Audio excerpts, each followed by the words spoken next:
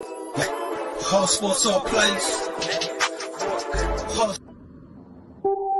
Rebel soul child got a fist ball, I'm a respawn of ancestors, and I'm blessed, They gon' knock him, tell him fess up, I get check stub, hella carefree, nothing scares me, hella reckless, yeah, I got next up, right, no we not the same, cause see when I look in your iris, you likely to talk but not ready to ride, you do better keeping it quiet, my pen is ignited, my soul is enlightened, I like who I am but I'm biased, the palette is right, my drip is a fountain, I'm not like these regular guys, all of that talk is misguided, she like the way I make the tape print, but the way I make the words play is grim, I'm the reaper reaching for the kill switch, the label cut the check like the bladesman, something sparking where his brain is, the beat is somewhere where they prayers in, Geronimo the way I make the bass jump when no parachute is tasted.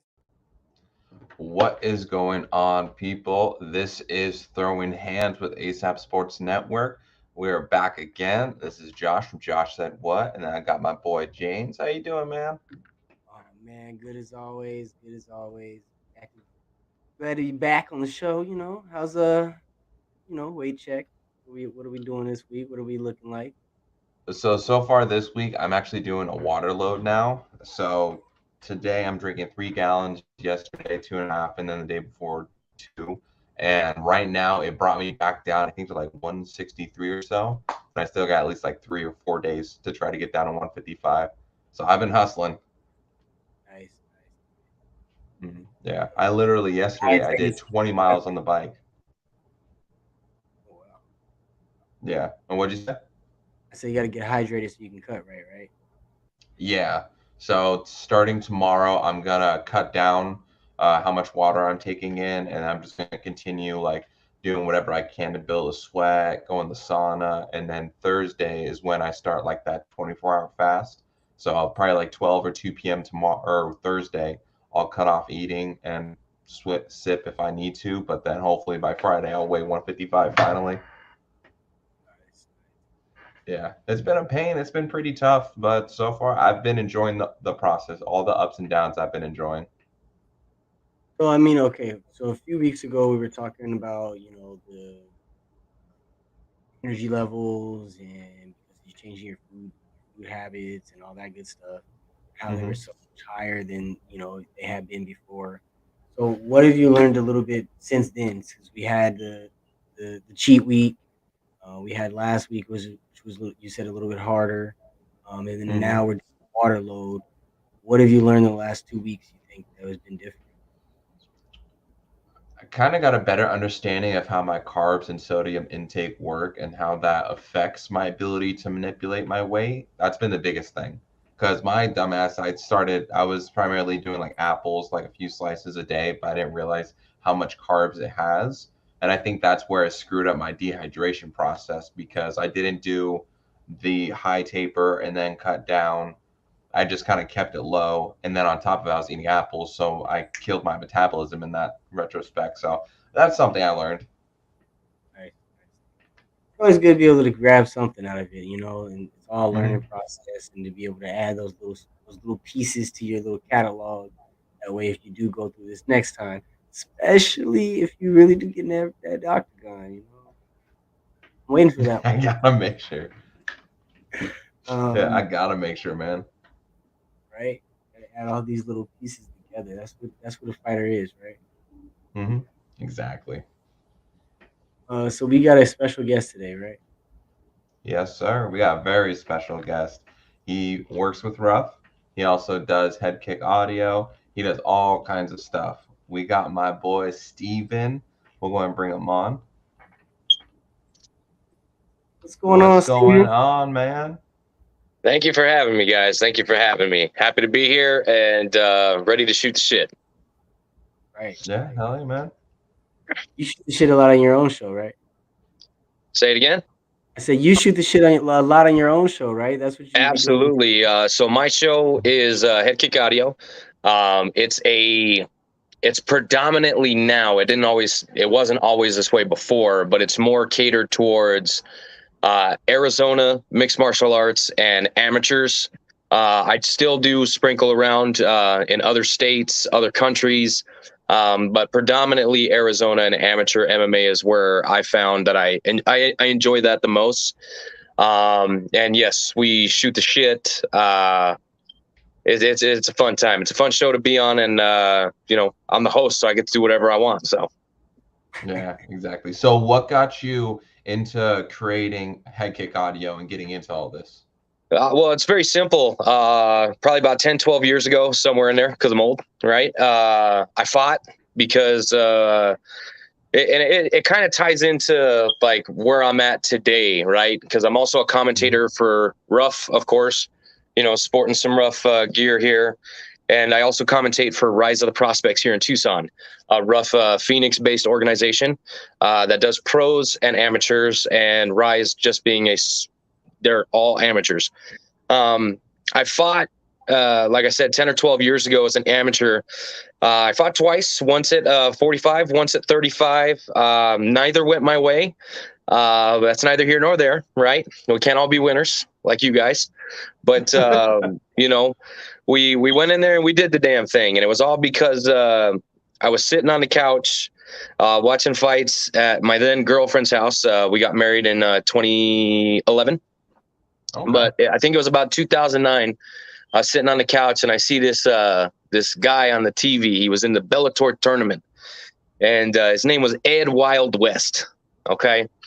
And this kid was fucking crazy. I mean, this kid was like your lightning bolt, the button up flame shirt, sunglasses wearing kid, right? And he was from Tucson, Arizona. And I'm like, shit, he's from Tucson? I'm from Tucson. I could fucking do this. Right? Well, I can't. I can't. I tried and I couldn't.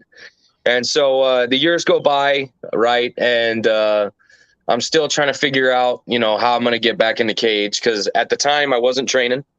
Okay? Mm-hmm. I didn't go to a gym. We didn't have the cash flow. So, of course, I just fought out of my garage. Why not? Right? But... years ago, right? What's that? You said this is about 10 years ago? Yeah, 10, 12 years ago. They were still fighting on their garage back then, though.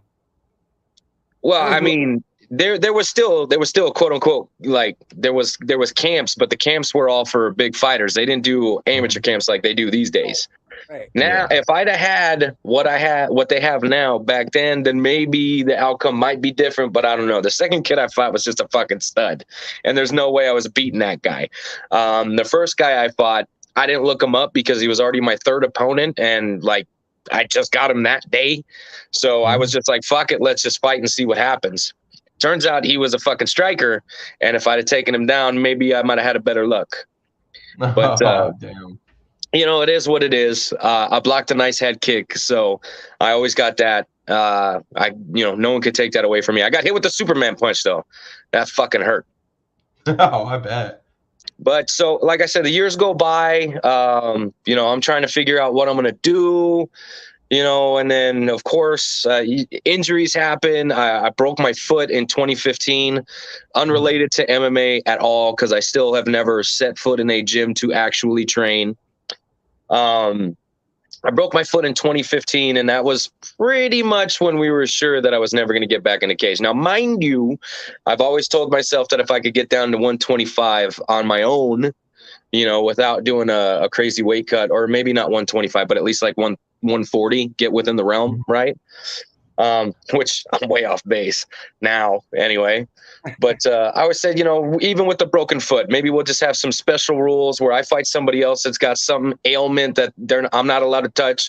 Like, I can't touch your shoulder, you can't touch my foot type deal, right? Right. I figured, hey, I'll probably find something like that. But nah, you just get older. And so I'm like, okay, fuck. Like, I can't fight anymore. So what do? I want to stay connected to the sport because I love it. I was a fan first. And so I'm like, okay. And this was about the time, this was like 2016. So Joe Rogan's podcast was already fucking booming. And I'm like, okay, Joe Rogan is doing this podcast, but he has two podcasts. He had the MMA podcast and he had the regular Joe Rogan Experience deal. And I was like, okay, I could do that. And I had some equipment, from, I also play in a band. So I had some equipment and I got some of that stuff together and I started shooting the podcast by myself. Right. and it was god awful. It was horrible. It was like the worst thing I'd ever done because it wasn't entertaining. I didn't know what the hell I was doing. You know what I mean? I'm just a kid with a microphone. Well, a man at that time. I got a microphone and tried doing it, and it was horrible. And I was just like, okay, yeah, no. After like 2-3 episodes, I'm like, I can't even listen to myself. What am I doing? So I put it on hold, and then some more time goes by, and then my drummer at the time, he started hanging out with me and the family more. His wife and my wife were really good friends, and I was just like, hey, bro, you're watching the fights with me anyway, and I kind of want to start this podcast thing back up, so why don't we try it? And it was okay. It was okay. It wasn't the best, but I also didn't like. Okay, so we were setting things up, but there was still no like. I want to say like schedule of how the show was ran, or you know what I mean, anything like that. Yeah, just kind of all up in the air. Exactly. We kind of had like some things that we wanted to hit, and it was supposed to be a music and MMA podcast. That's where Head Kick Audio came from. Oh, okay. Because the knockout of a head kick is the best that there ever is. Okay, you can't do any better than a head kick knockout. Although I will say, now that I'm seeing all these body shot KOs, I mean it's close, but body shot audio really doesn't have a ring to it. Yeah, that head kick has that ring that body kick audio. Exactly. Yeah, for sure. So, he gave it a go for a little bit, and then he wanted to focus on his streaming channel, which I believe he's Chaotic JGD. We're not like the best of friends anymore, but I still give his show or his streaming channel a shout whenever I can. Because just because we're not, the best of buddies doesn't mean I can't give the man a shout out. So if you're into video games or streaming or anything like that, go check him out. He's on. I don't know what platforms he's on, honestly. I'm not a gamer. I don't even know how to play games. You know what I mean? Most likely. But so he quit, and right after that, and I think he quit because we weren't gaining any traction. Yes, we covered PFL. Yes, I was getting us into RUF shows. We did WFF Valiant back in the day. So we were doing some cool things, but I just don't think it was cool enough or moving fast enough for him. So he wanted to focus on his streaming, and I'm like, okay, fine, no worries. And then, like a couple weeks later, I'm interviewing Jason Martinez. And if you guys don't know who Jason Martinez is, he's the matchmaker for RUF, one of the organizations I commentate for. Jason is one of the fucking nicest guys on planet Earth, and he's a really fucking good matchmaker. So I was interviewing him after covering a couple of his shows, trying to help him promote his upcoming card. I believe it was RUF 38. I don't think I have it in front of me, because I keep all my little fucking, all my little memorabilia. I've got to have that. Yeah, that's what I got here with me. Right. So I was interviewing him for that one, and he's just like, in the middle of the interview, hey, man, do you want to be our commentator? Hey. And I'm like, in the middle of the interview, you're going to ask me a question like that. So I'm like, are you serious? Like, you really want me to commentate for RUF? And he's like, yeah, man. Yeah, we need somebody. And I'm like, okay. So we kind of like, I want to say glassed over. Like, of course I accepted and I said thank you in the interview. But afterwards, I'm just like, you're fucking shitting me, man. Like, you're having me come be a commentator? That's a bucket list. You know what I mean? If you get into this industry and you can't fight, this is the next best thing. You know what I mean? It really is the next best thing. So I started commentating for RUF, and then the pandemic hit. We got through that. We were the first show back in Arizona. And, it's been, we're riding off into the sunset. I mean, the sun's going to take a while to set, believe you me. But, we're having fun, and we're starting to gain some traction and getting some bigger fights. And, I think the RUF crew, Jason Martinez, Adrian Romo, of course, Pops and CJ, they run a good show. And, yes, there's still some things that, that are being worked out. You know what I mean? But I think they're doing a very good job, considering that they've got professional fighters on their cards. It's very difficult to, pull talent in from all over the world, essentially. Yeah. You know what I mean? To get these pro cards to stay together. And I think they do a phenomenal job. And then that kind of, I started, go ahead. I'm sorry. I said they're very competitive bouts, man. Very competitive out.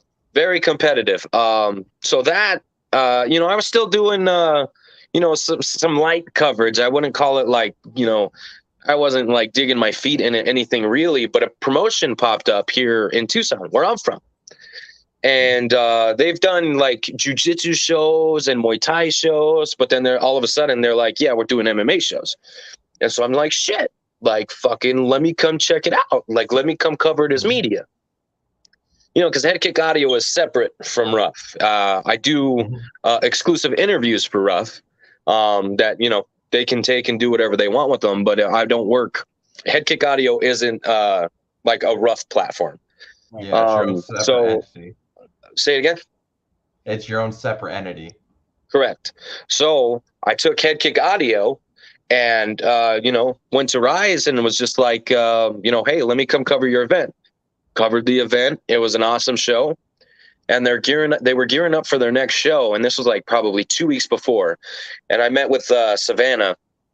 And I told her, I was just like, look, I'll come cover your event. I'll do whatever you need. You know, I got CJ. I called CJ, of course, you know, because I told him, hey, I'm going to come work this show. I didn't know in what capacity. And then they asked me to be a commentator.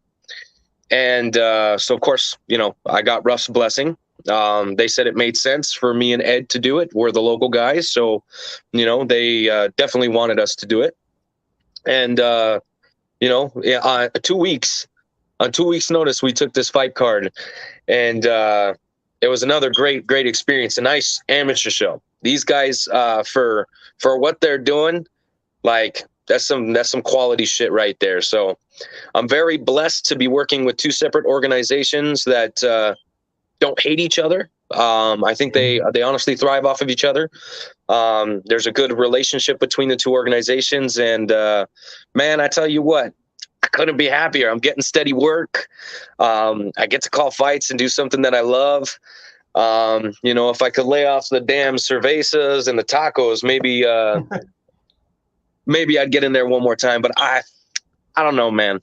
I also told myself that, hey, maybe weight doesn't matter. But then, you know, you're standing next to Chris Quiros or Danny Fessler or all these other flyweights, and it's like, Jesus, them boys is big.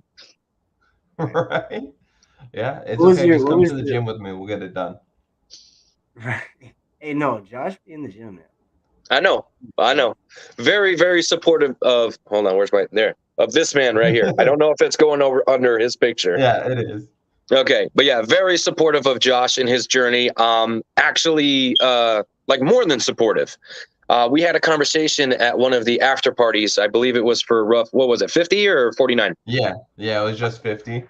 Okay, and you know, he's talking to me about the weight cut and you know how he's trying to blah blah blah, and I'm like, dude, that's fucking awesome. Like, if you want to see, I think the reason why not only do I like respect anybody who steps in that cage. You get in that cage, you have my respect, whether you're a piece of shit or whether you're the best guy on planet Earth, because it takes like the most supreme of balls to get in there and fight anybody. I don't care if they're good, if they're bad, if they're one-legged, it doesn't matter. You get in that cage, like you got balls and you got my respect. So it kind of seems like, you know, he's doing this cut and he's, you know, seriously contemplating, I mean, why else are you cutting? You know what I mean? You got to be thinking about the next step, which is, okay, finding my weight class to fight. And I fully support that because what it does is it helps you understand what fighters go through. If you're going to be in this industry, if you're going to be a commentator, or if you're going to be a MMA media or, you know, anything within the realm of MMA, anything within the sport, competing is the best way to build a connection and build the respect with your fighters. You know what I mean? So I 100% support Josh and what he's doing, because it seems like that a cage appearance is inevitable. And if this is the career path that he's choosing, this MMA world, that's the way to do it. I feel that you garner a lot of respect from other fighters because you know what they go through. So when they say, oh man, weight cut was tough, you get it. When they say, oh man, I was injured in the gym, you get it. You know what I mean? So anything that they tell you, you get because you went through it yourself. You know what I mean? It's like when a woman is talking to another woman about pregnancy, but she's never had she's never been through one. You know what I mean? She doesn't understand what that mom had to go through. She doesn't understand, you know, the body changes. She doesn't understand, like, you know, the weight, you know what I mean? Pregnancy and MMA, like, you know, getting ready for a fight, there's a lot of similarities. You know what I mean? You have to transform your body in order to make the, you know, the walk, essentially. You know what I mean? There's weight issues, there's mood issues. I mean, there's a lot that goes between the two. So for a girl who's never been pregnant to say anything to a woman who's going through it, like, you really don't have a say. Not saying that you can't cover MMA and never competed. That's not what I'm saying. There are plenty of people out there that cover the sport well, that know what the hell they're talking about, and have never competed a day in their life. But this, I support. No, this way. I support what he's doing 100%. Yeah, and thank you, man. I appreciate it. It's been a journey, hands down, because I've never had a good diet. I've never had any discipline over it. And that was the biggest thing that I especially wanted to kind of learn from competing in MMA, joining it, and just experiencing more of it and doing this weight cut, to understand what the fighters go through, what their mindset in this stuff is, what it's like to step in the cage. And then, like you said, like dealing with the injury during training, how do you, like, the experience of that, or the experience of doing the water load, the cut, the time in the sauna. That's, you know, again, this is why I fell in love with this sport and why I want to be invested in this sport. And the respect is just, I know I say like a broken record, but it's a privilege. It's always great to experience all this, to get to know all these guys, and to kind of understand more of what they go through. And then that'll better my ability for down the road whenever I get into commentary or anything like that. Now, speaking of commentary, I do want to go back to that for a second. So you had never commentated before RUF, right? So nope. You're doing an interview, you're live, you guys are talking. He's like, hey, you want to be a commentator? You're like, he's bullshitting me, but for the interview's sake, I'm going to say, yeah, I'm going to go through with it. Then it comes. What was your first RUF that you commentated? Okay, well, I'll go through the emotions. We'll start with, you know, as soon as he asks, of course, I got a shit-eating grin on my face. you when you get propositioned for something like that, there's probably a bad word for that, right? But when something like that happens to you, you're almost like unsure of yourself. Like, did this guy really just ask me to do, like I said, even a small show like Rise, or a bigger show like RUF, or, you know, LFA, UFC, it doesn't fucking matter, man. For anybody to say, we trust you on a microphone through our entire show to help us build these fighters up, entertain and educate an audience. Like, that's big. That's big. So you are right. There was a hint of doubt, only because, look, dude, if you know Jason Martinez, that guy, I mean, he's a stud. Okay. And he doesn't really bullshit a whole lot. Yes, he's yanked my chain a few times here and there, but I gotta, you know, go with the respect level that I have for Jason. So I knew that he was 90% not yanking my chain. So of course, you know, we're trying to promote this shit, and I don't want to, you know, make it about me. You know what I mean? So like I said, I accepted. I said thank you, and then we finished the interview. And then afterwards, you know, you're no longer live, and you're just like, "Are you fucking serious? You really want me to commentate?" And he's like, "Yeah, man." Like, I talked to they were saying we needed a commentator, and Joel said, "Hey, what about that head kick guy?" You know what I mean? He loves to talk, and really, I love to talk about MMA. I don't really love to talk per se. You know, if I could just be quiet all the time, I probably would. But you get me going about something I'm passionate about, something that fucking you don't have to do anything, and you get fucking energy, or, you know, the blood starts flowing. You know what I mean? Even just sitting here talking to you guys, I want to go hit a bag. You know what I mean? So for me, it's something that really fucking like I get perked up for. So, Oh yeah. you know, and then I did my first show. I did it as well as I could. Again, you know, so Were you nervous obviously- heading into it? say it again. I said, were you nervous heading into it? Oh fuck yeah. Fuck yeah, I was nervous, bro. There is no way you're not nervous for something like that. It's just like getting ready for a fight. Only if you fuck up, all those guys are coming after you. All the guys that fought. You know what I mean? And we joke with that all the time. Look, even when we make mistakes, you know, sometimes there have been a couple fighters that have reached out to me and said, "Hey, man, I didn't like what the fuck you said." And it's like, look, I get told something by a fighter in the pre-fight interviews for commentary. I have to take whatever they say as fact, because when they're walking out, that's what I'm saying. I'm literally just regurgitating whatever they told me, unless I know otherwise. And look, I don't live in Phoenix. I don't live in Lake Havasu. I don't live in Glendale. So for me to know the particulars of every single one of these fighters' camps, you know, any grudges that they've had, unless they said something to me in those pre-fight interviews, a lot of the times we just don't know. Okay, so I have had fighters come to me and gyms come at me, and I'm like, look, if you don't like what I said, then you don't like what your opponent said. And that's not on me, that's on him. Okay, and they said, oh, okay, well, shit. All right, we get it. You know what I mean? Once they get it, then they get it. You know what I mean? But it's like, look, if you got some shit to talk, or, you know, you want to fucking, you want to lie to me or fucking whatever, like, you know, I can't control what you tell me. You know what I mean? I can only control what I say on the interviews. So anytime I can get insight when I'm doing my Head Kick audio interviews or anything like that, of course I dig in.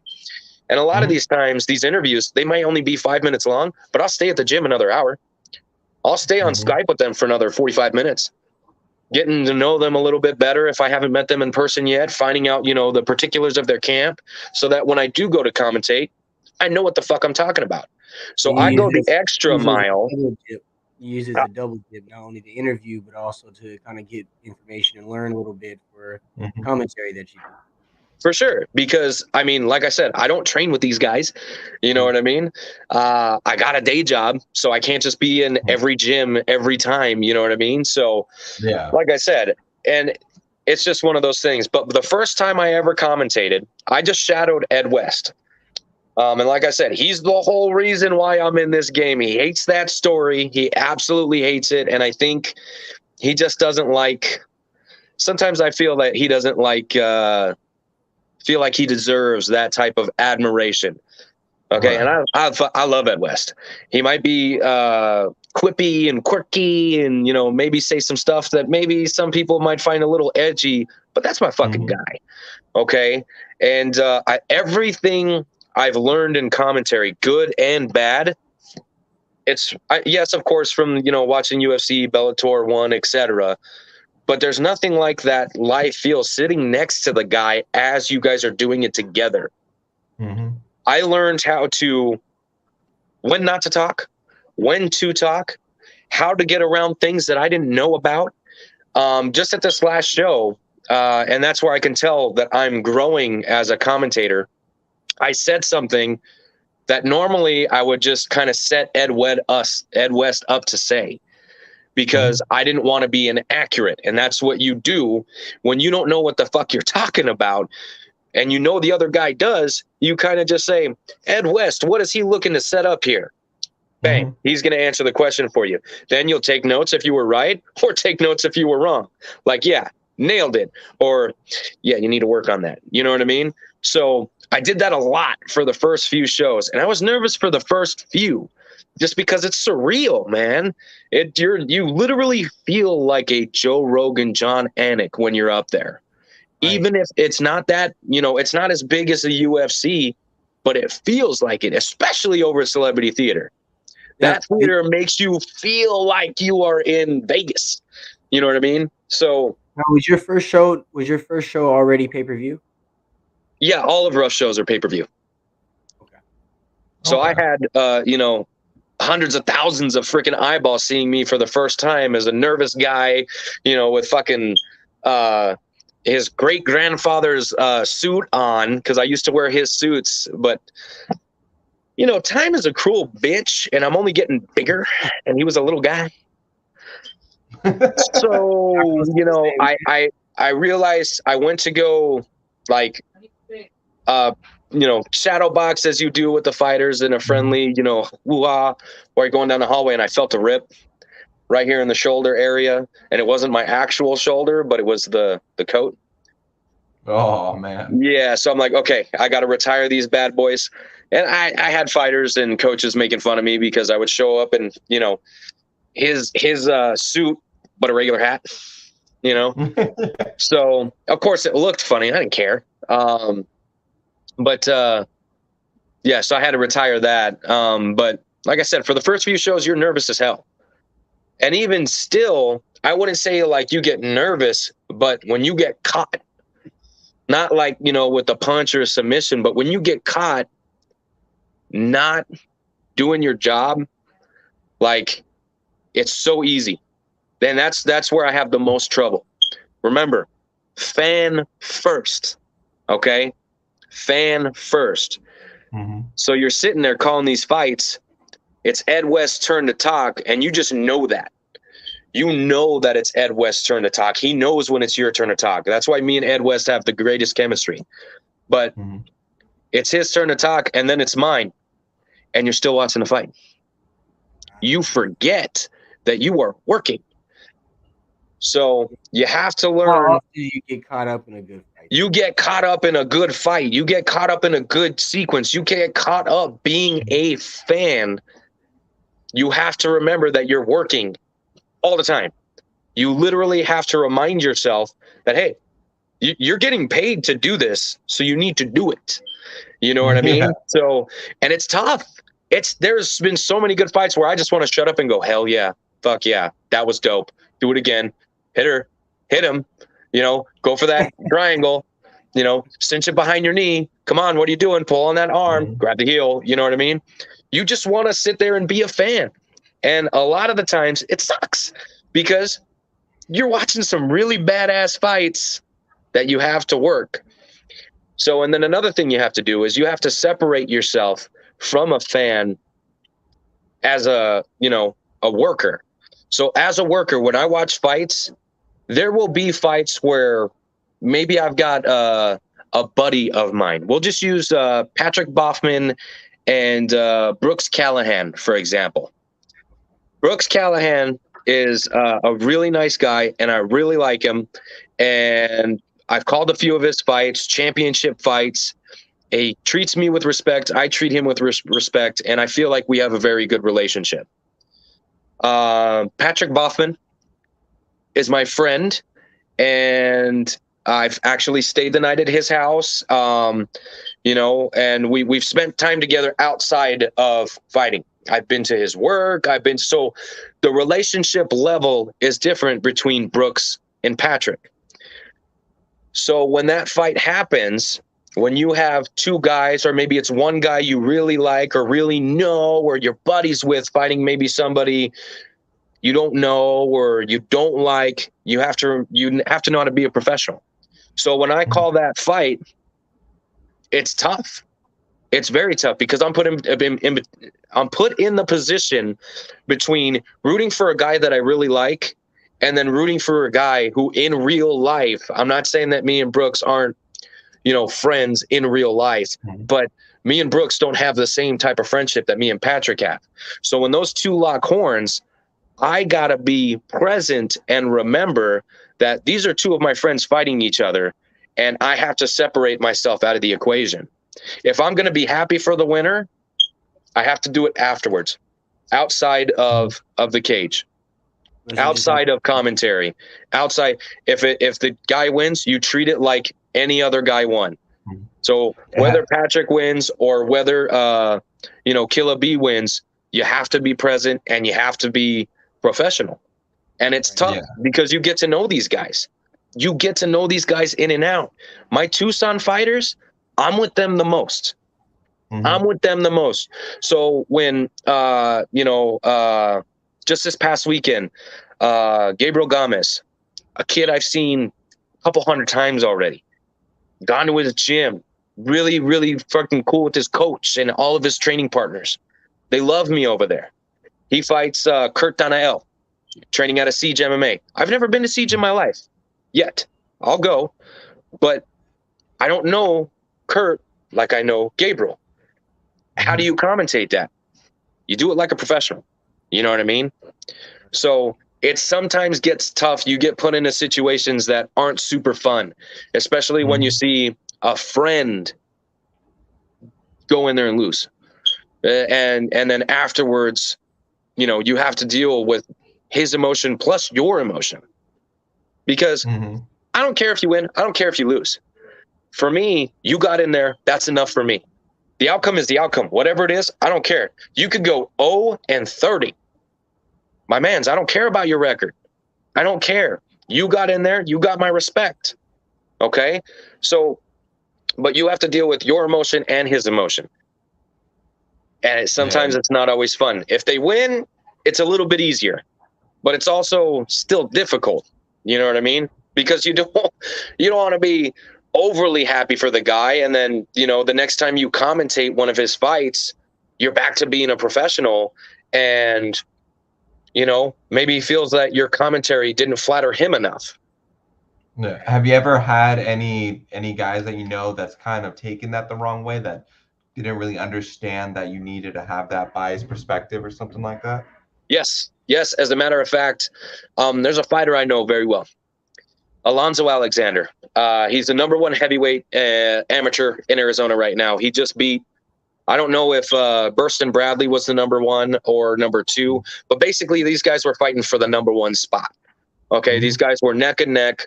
Two of the baddest heavyweights in Arizona right now at the amateur level.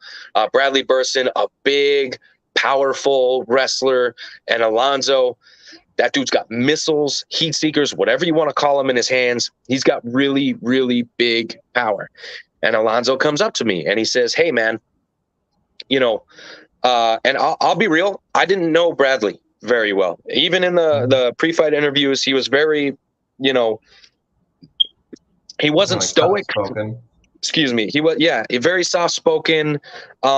He gave me just enough to work with, which I only need a little bit anyway, but he gave me enough to work with, and that was it, you know. And I called a couple of his fights. I called him against Patrick Boffman, which he won. He beat Patrick Boffman by unanimous decision. Again, a friend of mine, where I called his fight and, you know, was professional about it. Even I can remember in the 3rd round of that fight in particular, okay, a lot of people would be reluctant to say, I really hope the corner doesn't just tell him to go out there and throw an overhand right, and then as soon as he does, sigh on camera. You know what I mean? On the microphone, like, God damn it. Like, that was literally what they shouldn't have told you to do, and they told you to go out and do it. So, you know what I mean? So for me, it's like, Alonzo comes up and he says, "Hey man, who do you think's going to win in that the heavyweight title fight? Do you think you think I'm going to win?" And I said, "Look, dude, I look at the fight after the fight. You know what I mean? Because I still have to call this. And if I say, oh yeah, you're going to win, what if that affects your psyche at all?" Which it didn't. He went out there and he got a 1st round choke, as a matter of fact. He choked him out in the 1st round, which nobody saw coming. Watch out for these Warrior Guild boys. Both of their guys that fought were all 3 of them.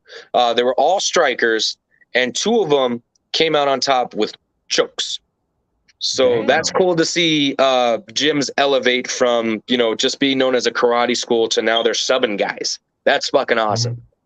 But he says, "Hey, who do you think?" And I said, "Dude, I don't do it like that. Like, I don't do it like that." I said, "Look, your wrestling is getting better.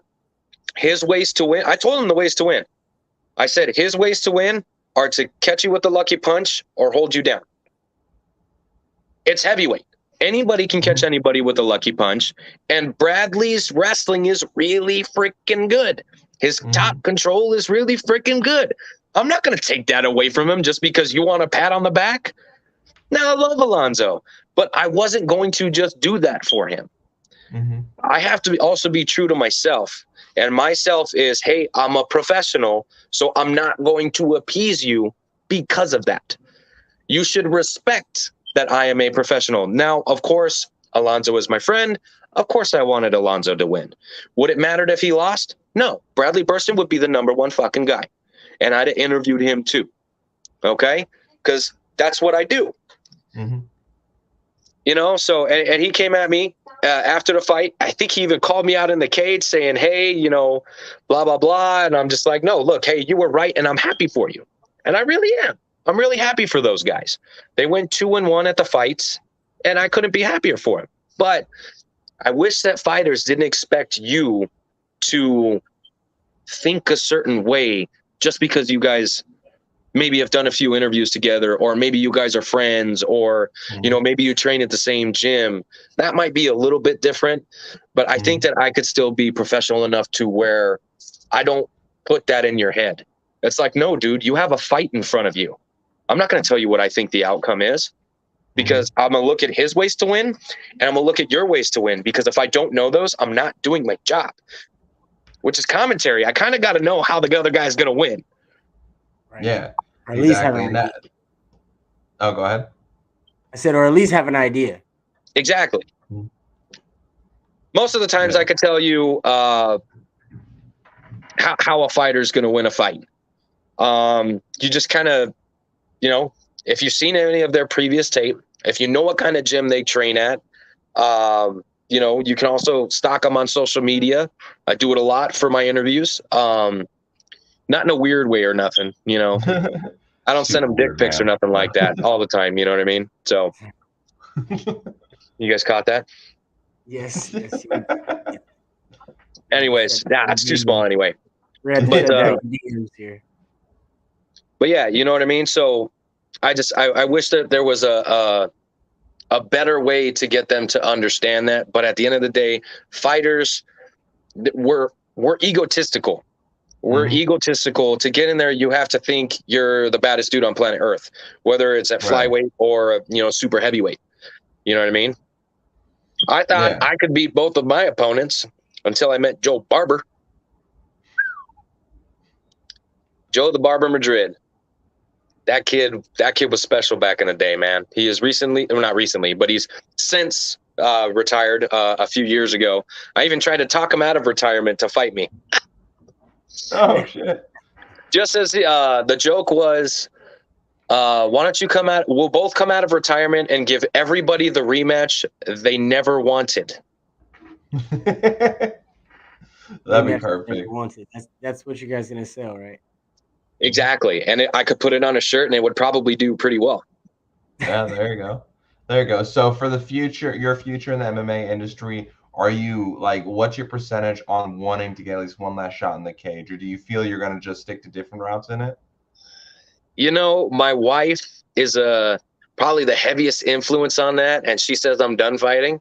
You know, she's doing that. I'm going to tell you that you're done, even though telling me that I'm done just makes me want to do it even more.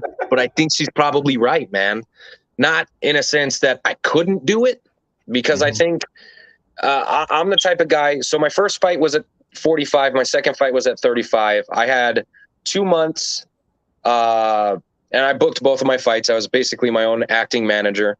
So I fought for Rage in the Cage at 45, and I was 199 pounds when I signed that contract.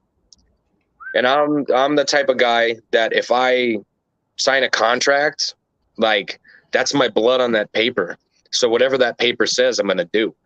You know, so I came down from 199 and I weighed 143.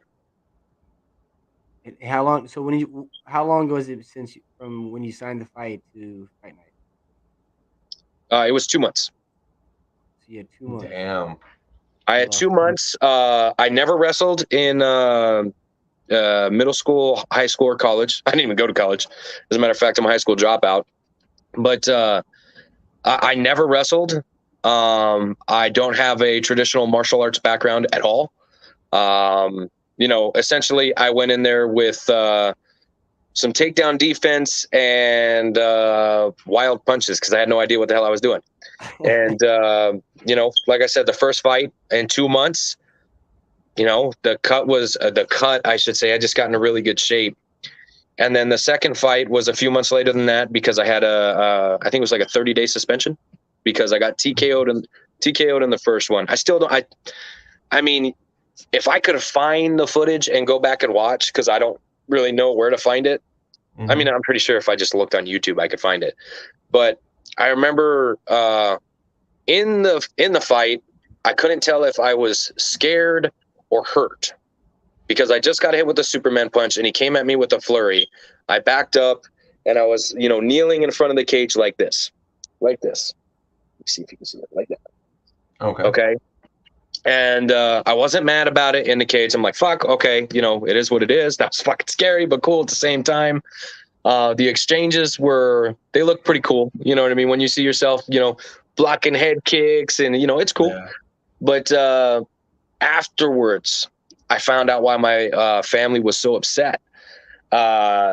If like I said, I'll try and find the footage for you guys, but you can see like him punching me in the back of the head. And he was he wasn't intentional. It wasn't intentional, but he was just throwing punches wild. And you can see a couple of them clip me in the back of the head. So that always okay, I couldn't tell if I was scared or hurt, but what if I wasn't either? Okay. What if hitting me in the back of the head kind of flash KO'd me or, you know what I mean? Or, knocked my brain around a little bit so I couldn't get up. You know what I mean? So that one always bothers me. We always talk about, a lot of fighting is just being in those experiences, having those experiences prior to know what to do in those situations.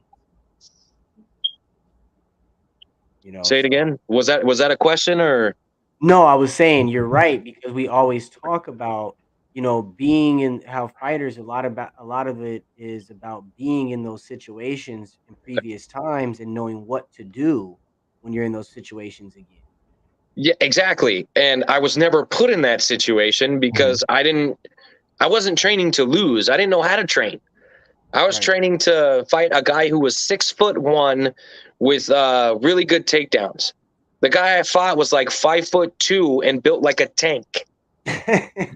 And he was just a striker. He had some I don't know, with all the gloves, the pads and the headgear, and so I don't know if they were smokers or what, but he did have like one submission, a guillotine up the fence, but that's because they tied up and his arms just kind of landed in that position. He didn't set it up. So, and I know now, see if I could go back in time, of course, we'd all fix a lot of shit. Mine would be to go fucking research this guy before you fight him so that you could realize, okay, first of all, you had no business being in there, but your best way to win that fight was to take him down. And after I got out of there, one of my good friends, he was my cornerman. I didn't have an actual cornerman. I just, the guy who was the best wrestler at my middle school was cornering me because he thought it was cool as shit. So he was like, man, if you would have gotten out of the first round, I was going to tell you to take him down because he had no ground game. And I'm like, well, now you tell me. Now you're stuck with that what if all these years. Exactly. So I'm left with a couple what ifs in that one, right? Like, what if I take him down instead of try to strike with him, which at the time, and even to this day, okay, if I go into a cage fight, like if I were to walk into a cage tomorrow, I'm going to stand and bang until I get hurt and I have to go to a takedown. And I am way better at grappling, wrestling, all that shit. Way better than my striking. My striking sucks. It's not the worst. I have seen worse, but it definitely ain't the best. But I know what the fans want to see, and that's my mentality going in there. I can beat this guy at something I stink at. You know what I mean? So I would definitely try that first. But if I could, man, maybe just to get one W so I don't go 0-2, because I was definitely losing to the next guy. But, if I'd have taken him down, maybe that's different. But yeah. Like I said, I more than that, though, I hate that I ever saw the fight. If I could go back and never see the fight, that would probably be a much better thing to change than anything, because I wouldn't want to change the experience, because if I win that fight, maybe I don't commentate. Maybe I just go on and live the life of a fighter. You know what I mean? And who knows what that does? You know what I mean? It changes everything. The butterfly effect. Maybe I don't have my kids. Maybe, I get hit by a bus, so I don't want to think about any of that stuff. But never watching that footage, I would never know if I would just chalk it up to, hey man, you got finished. And that's all there is to it. I wouldn't have questions. But it leaves questions on the table that are unanswered. Exactly. And I'm not a fan. You know what I mean? I'm not a fan of unanswered questions. It's like when you get a really good fight booking and then it doesn't materialize. Oh, yeah. Not a fan. Not a fan of it. Especially when it gets all the way up to weigh-ins. I tell you what, Austin Verms versus Ivy Nixon. I was so ready for that fight that when it got called off, I was pissed. I was so mad because I was invested, man. I was invested. And these are two pretty big lightweights. And then it doesn't happen, man. So I'm not a fan of the unknown because I'd love to see how that fight plays out. You know what I mean? Right. You got a really good a peacock striker in Ivy Nixon, and you got a fucking sensational I think he's a black belt, right? Austin Verms is a black belt? I believe so, yeah. Okay, well, if he's not, he should be because he's sensational on the ground. You know what I mean? So to not get to see that fight, well, that fucking bugs me. You know what I mean? It's like your girl leading you on all night and then, oh, I got a headache, sorry. I know, that's the worst. That's the worst when that expectation is set. And that's why too, it's like my mindset with like all this is that, I'm only going to be 26 or in my 20s for so long. I'd rather not look back 10, 20 years from now and just be stuck with what ifs or regrets that like, man, I should have given a shot while I had the chance. So that's why it's like, even if I get my ass kicked or anything, I still get to experience it and I don't have to worry about those what ifs and those regrets later. 100%. I can at least say that if I never fight again, I did it. You know what I mean? I got in there and I did it the worst way possible, the absolute worst way possible. You know what I mean? Never having any traditional martial arts background, not really training, just getting in really good shape and going in there and fighting somebody who, had experience in both occasions. I'd really like to talk about the second fight because I feel like I'm giving this other kid too much credit. Now, look, Joe the Barber Madrid is a fucking savage. Okay? Make no mistake. I believe he fought for World Series of Fighting before his career was over, which means he made it to one of the big shows. Look, the kid was probably the strongest guy to ever make 35 that I've ever experienced. Okay? And I work with a lot of fighters now. You know what I mean? One of the strongest guys, but also one of the most genuine. One of the most genuine guys on planet Earth. And if you're in the greater Tucson area and you need a haircut, go hit him up because that boy is sick. But he not know who to call when I'm in town. Looking at all the friends. I'm telling you, man. I got a lot of them in this game, anyway. Not in real life, but that the second fight is scarier. Was it? Yeah, especially if you got finished in your first fight. And I'll tell you why. Because you walk in there for a second time knowing what can happen to you. You walk in there knowing, and then your second fight, now there's so many different portals that were open. So many different eyeballs that were open. So many doors that were open that you didn't have during your first fight. You know what I mean? So again, I did the same thing. I was determined to try and get a win, not changing the way I did anything other than my weight. The second fight was at 35, and I was way more nervous for that one. I almost tinkled a little bit, as a matter of fact. They fucked up my walkout song, which pissed me off.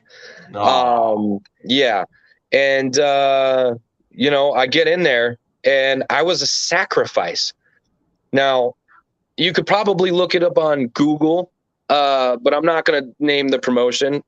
They have different owners maybe or something, but still, I don't want to, I was a fucking sacrifice because they knew what they were doing. They put a fucking savage in there with me. Okay. That's fucked up. Yeah, it's real fucked up. And like I said, I was so fucking nervous. It's in town, so I got more family there. And I'm like, oh man, like I can't lose in front of my family, but I know what can happen. And so I get in the cage and they're like, fighter, are you ready? And he looks at me, fighter, are you ready? And I'm like, well, I guess, fuck it, whatever. And so we do the dance, we touch gloves, we spin around, and this dude just comes charging and clocks me right here, bro. The first thing I thought, like initially he made contact, and of course you're fucking like, it's like a jolt of energy. Like how Justin Gaethje said when Oliveira clocked him and he said it felt like you stuck your tongue on a 9-volt battery. That's what this felt like. Damn. So it jolted me, and like after it happens, right, you can see him coming at you, and I'm just like, of course, I'm in the middle of a cage fight, right? But all I can think is, that motherfucker just hit me. Almost like, you didn't do anything, you weren't doing anything wrong. You were standing there minding your own business and somebody hits you. That was my thought process. Like, this motherfucker just hit me. What the fuck? And so I'm trying to get away from him, because after that I realized, hey, dummy, you're in a cage fight. And I get stuck on the fucking fence. We fall down. He grabs me in a rear naked choke. And there's so many different things going in your head. I didn't worry about defense. I said, get me the fuck out of here. So I'm tapping like my life depends on it. And the choke wasn't even that deep. Damn. It was getting there. Don't get me wrong. He had proper technique and everything. Everything he did was perfect. He just wasn't there yet, but I was ready to get out. So ref calls it, right? And then boom, I get hit in the back of the head. Fuck. Mind you, I am not looking at the back of my head. I can't see the back of my head unless I have a mirror. No mirrors around, so I got hit in the back of the head. There's only 2 people in that cage. 3, sorry. Me, the ref, and my opponent. Now, at the time, I didn't know Joe Barber Madrid. I didn't know. He was just the guy I was fighting. Okay? So, like a prick, I'm fucking pissed, man. I'm like fuming. Like, man, if they wouldn't have called this fight already, I'd fucking be fighting him right now. So I guess I still had a little bit of composure. Plus, this guy already beat my ass, so what am I going to do? Yeah. So I'm taking off my gloves. He goes to shake my hand. I'm like, nah. I'm just like, ooh, I'm out of the cage before they even announce him as the winner, I think. And I storm off to the fucking back, and everybody's just kind of like, the hell's wrong with this guy? Right? And so I'm still mad in the back. Fucking, I don't have my glasses on, and so I can't see. That's another thing. I'm legally blind without the glasses, so I can't see even when I fight. Damn. It wasn't an excuse. I sucked, but I can see a very large gentleman kind of walking like maybe 20 paces in front of me, and he goes, "Hey, man. That was a pretty good fight, man. You did pretty good. I'm glad you got in there." And I'm just looking at him, and I squint a little bit, and I can see, I'm like, holy shit, that's CB Dalloway. At the time, he could have been, top 15 in the UFC, maybe top 10. I don't know. Kid was a fucking stud in the UFC, congratulating little old me, right? So I'm like, aren't you CB Dalloway? And he's like, yeah, man, fucking came over, shook my hand the whole nine, right? And so I'm like, okay, cool. That was pretty fucking cool, right? You're just some 20-some-year-old kid, like, shaking hands with UFC guys, congratulating you on a cage fight. Weird, right? A little surreal. And so I go back to the thing we had really good seats. My family got really good front row seats. So I go and watch the rest of the show. I missed the fight preceding mine and maybe one more because they went pretty quick. And everybody's just fucking, dude, what the fuck is your problem, man? Why were you acting like that? Why were you acting like that? I'm like, you hit me in the back of the head. What am I supposed to do? Be happy about it? Mm-hmm. And my brother's big friend, Jose. I mean, bro is big. Okay? He goes, Steve, because he's got this big old deep voice. Steve, look at this. And so he shows me his phone. He recorded the whole fight, right? And the whole fight was like maybe 29 seconds. And so I see the whole thing. And then I see that after he got me in the rear naked choke and they ended it, right? He gets up, excited. I don't know if you could see that. He didn't even know he hit me. Oh, shit. He didn't even know he hit me. And I'm like, right there, I'm like, oh my God, you were fucking. His hand just hit you in the head as he turned? Damn. He hit me with his elbow in the back of the head, but he was just turning to get up. So he didn't even mean to do it on purpose. He had no idea he did it. He just thought I was fucking. So you got smacked in the head, you're pissed off, you're emotional. You don't even know what the fuck you're pissed off or the emotional about. He don't even know what's going on. Nope. So immediately I knew some of the guys that he like trained with. Mm-hmm. And I'm like, okay, I need to go find this guy because I have to apologize. I have to, because I was a prick. I didn't shake his hand. I fucking brushed him off. I didn't give him his moment. I was a completely disrespectful little shit. Damn. And so I find one of his training partners and I'm like, hey man, is Joe still here? And he's like, nah, man, he went to go eat, bro. And I'm like, do you have his number? And he goes, yeah. I said, could you call him for me? And he goes, sure. Mind you, he doesn't know that I know I fucked up. All he knows is that I was the guy that was a prick inside the cage, and he was still nice to me.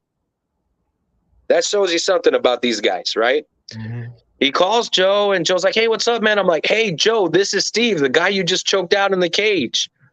And he goes, oh, hey, man, what's going on? Everything good? And I'm like, yeah, dude, I saw the footage, man. Like, I was being a prick because I thought you hit me after the fight, and it turns out you were just getting up, and yeah, I'm sorry. And he's like, oh, dude, no sweat, no sweat. I've seen him several times since. Every time I see him, shake hands, hug, everything. So, nice. Yeah, pretty cool. But seriously, one of the coolest experiences you could have is kind of something similar to mine. You know what I mean? Mm-hmm. I hope you're not a prick in the cage. I hope you just, if you lose, you lose. You know what exactly. I mean? But it also showed me like the true character of this man. You know what I mean? And that is most fighters. Most fighters are going to act that way. Right. That's the best part about being in this community and being around all these guys and just the love they show to one another, the respect they show to one another. You can just feel that aura throughout the community. Even the competition between the two guys, that are about to fight, and they talk their little shit here and there, and like you said, some of the camps, they have their little rivalries and whatnot, but at the end of the day, it's still all love and respect and all that good stuff. That's the best part about being around this community. But before we do get out of here, we always ask a couple of questions, but usually we have fighters.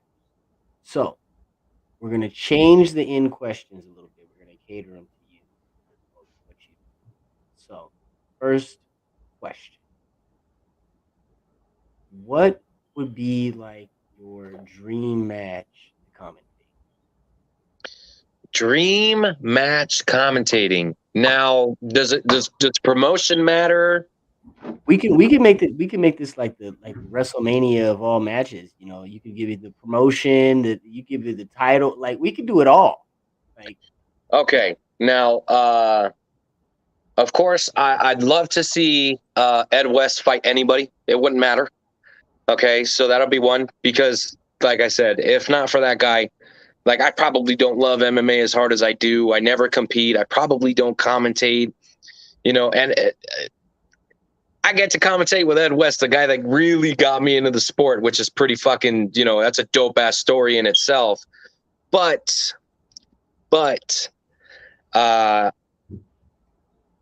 Dominic Cruz versus Frankie Edgar. That is the one fight where, if it were to ever come to fruition, I would be doing the happiest dance on planet Earth. I highly respect both of those guys. When I first got into MMA, they were like, the OG champs. You know what I mean? They were the ones that were there already doing it. And both not really the biggest guys in their division. Yeah, Dominic Cruz is pretty big for a bantamweight, but Frankie Edgar at lightweight, give me a break. Yeah. Now they're both competing at bantamweight, and that's not Frankie Edgar's last fight. And I can tell you what, I'm heartbroken. So that fight right there. But of course, I'd love to see Ed West fight anybody. I think him versus a guy like Dominic Cruz would be a lot of fun. I think him versus, Cub just fought at 35. That'd be pretty sick. You know what I mean? So but definitely it would have to be, because I knew that Frankie Edgar was probably a bantamweight to begin with. And if he really wanted to, could probably make flyweight. But yeah, Dominic Cruz versus Frankie Edgar for sure. So, okay. So got that one. Now let's see. The second question is, I don't know why, but that just threw me off for a second. We had to bringing Josh back in, just gave me okay. So the second question to you was going to be,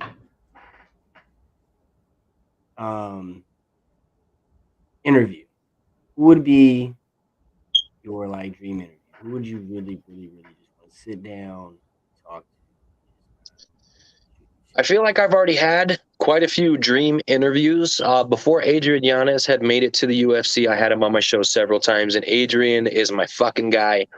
I will never root against Adrian Yanez, period, because I don't have to be a professional when it comes to the UFC. So he could even fight Dominic Cruz, who at one point was probably my favorite fighter. And Yanez is my guy. So I'm still going with him. So I had that one. Another fun one that I had before she made it to the UFC, Sam Hughes. Sam Hughes is an incredible, incredible woman. And even, I mean, the incredible, as good as she is a woman, that's how good she is as a fighter. Okay. Very, very hardworking girl, and just the biggest sweetheart you could ever talk to. So like I said, I've already had a couple. One, I feel like I had a dream that I interviewed Greg Rebello. I don't know how hard you follow this sport, but Greg Rebello was a CES champ at one point, or twice, maybe even 3 times. I'm not sure. He fought in the Contender Series, I think once or twice. Always loved Ribs. That guy, his fighting style was like anybody's dream. He just wanted to come and throw. Right. And I had a dream that I interviewed him, and I can't find the footage anywhere. So I'm pretty sure it was literally just a dream. I even asked to interview him post retirement, and it just never came to fruition. But love that guy, Matt Bissett. He was my favorite fighter outside of the UFC in the featherweight division, and probably just outside of the UFC. Matt Bissett is a great human being, and I have interviewed him, but we lost the audio. So, yeah, and being head kick audio, that still hurts to this day. But one that I haven't done that would be a dream interview would be John Anik, period. That dude, if you want to be a commentator, that's the fucking guy. And look, I like Joe Rogan. I'm not one of those Joe Rogan haters. I think Joe Rogan is a phenomenal commentator. I wish that Anik wouldn't do the ESPN bullshit that ESPN makes him do, because a lot of people shit on him for it, like talking about their fucking divorces or their custody battles. Or I get it. ESPN is trying to make Anik relate those fighters to those types of people. We have to do that. Say it again. So they're trying to get their deposits. Well, look, outside of that, Anik is the fucking best commentator on planet Earth, and I hope to one day be a fraction as good as that guy. Okay. Well, that was going to be my next question. You already answered it. Who would you like to go with, commentate with outside of Ed West? So I'm going to take that one for what it was. Oh, for sure. But I tell you what, man, I'd probably just be like this. I'm serious, man. John Anik is the man. And I don't think that I mean, I'm pretty sure that I would probably, fucking try my best. But I would probably sound like an idiot sitting next to that guy. You'd be too mesmerized. I'm telling you, that gorgeous bald head. Well, Steven, it was a pleasure, man. It was a pleasure. I really appreciate you coming on here today. You know, talking with us, telling us a little bit more about Head Kick, how you do, you know, how you got around with Rough and Rising, and you know, continue doing your thing, man. It's Hell really yeah.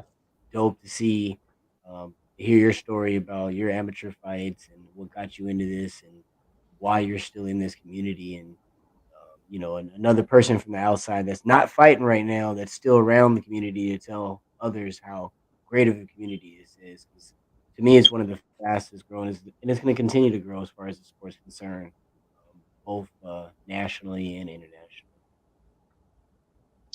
Well, I'll tell you this. If you've never been in a cage fight and you're able to, it is, I'm not going to lie, it's one of the scariest things you can do, but it's also one of the most rewarding things you can do for yourself. And it literally has to be for yourself. You can't fight for anybody else in that cage but yourself. So it's one of the most, like, I would never, ever regret, even though I am only defeated in the cage. But I don't regret those walks at all, even though Tapology took one away from me, those bastards. But seriously, if you're capable and willing, jump in a training camp, get with a good team, get at least one competition under your belt, because you see the world a different way and you meet tons of incredible people, period. Not just at your camp, but in organizations, through media, through other people's fans. Because guess what? I'll tell you, a lot of other fighters gave me kudos for stepping in there, but a lot of their family and friends that came to see them also came and shook my hand and told me, man, you got balls for getting in there. You know, they congratulated me even though I just lost. So It is the most respectful community about 99% of the time. Of course, there are, you know, a few dickheads here and there, but every sport's got them. So I would say, yep.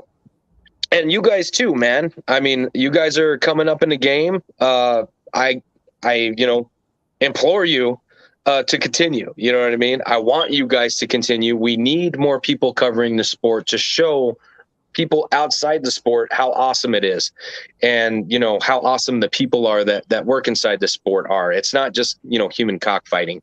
You know what I mean? It's a legitimate sport. It's a legitimate sport now.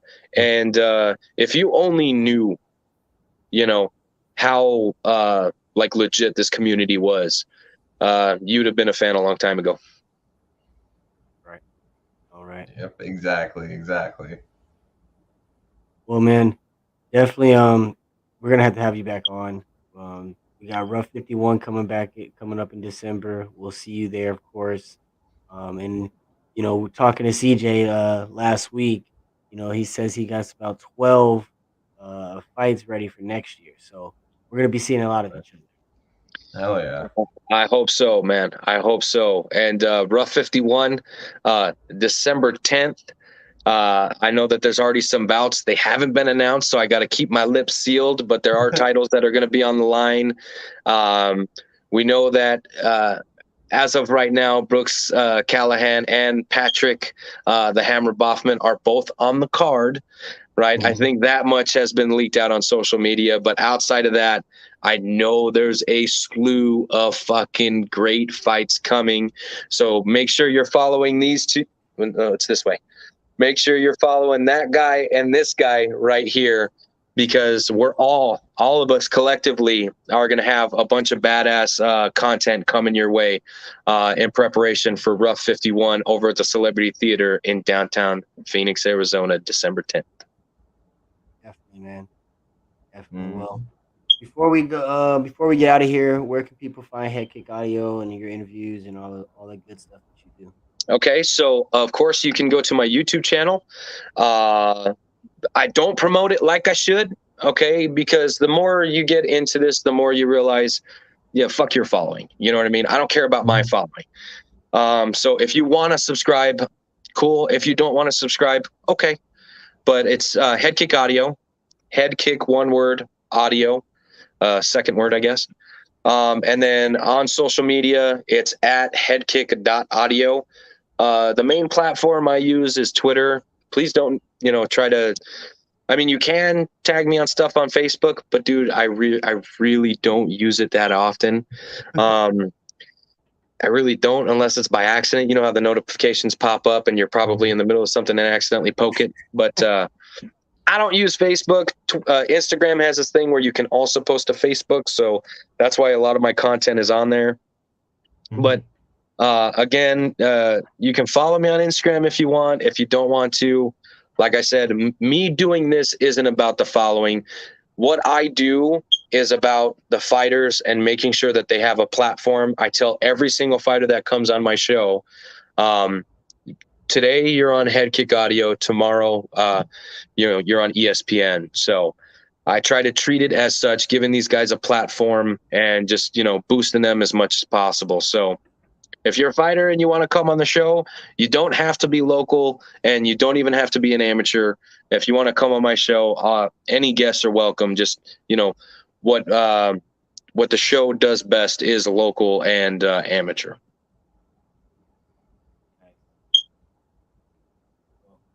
Again, man, we'll see you in December 10th and a lot more next year. And keep doing your thing, man. We really appreciate it. And I enjoyed this. Thanks for having me on, guys. Pleasure, man. Yes, sir. Until next time. Hey, take care, man. Hey. That was a fun one. That was a good one. Another good one in the books. Yeah, exactly. I hated the fact that, like, at that the very end of it, I had to dip out for a second. I had to pee so badly. Couldn't hold it in. This is my third gallon. This is my third gallon of water. I got to go. It got to come out. Exactly. Exactly. And then as soon as we're done here, boom, I'm going straight to the gym and to the sauna and the bike. So I still got this and like half of another jug I have to finish. Hey, well, I'm going to give you some time because you only got a little bit of time left. You got to squeeze some sleep in. I'll sleep on it. Just a little bit of sleep. Yeah, un poquito. But I'll get to sleep at 1 a.m. I'll be fine. I'll put some hair on my chest. Well, shit, man. Until next week, I'm Jay. And I'm Josh. This is Throwing Hands. Yes, sir. Whole sports all plays. Whole sports all plays. Rebel soul child got a fist ball. I'm a respawn of ancestors and I'm blessed, They are not him, tell him fess up. I get check stub, hella carefree, nothing scares me, hella reckless. Yeah, I got next up, right? No, we're not the same. Cause see when I look in your eyes,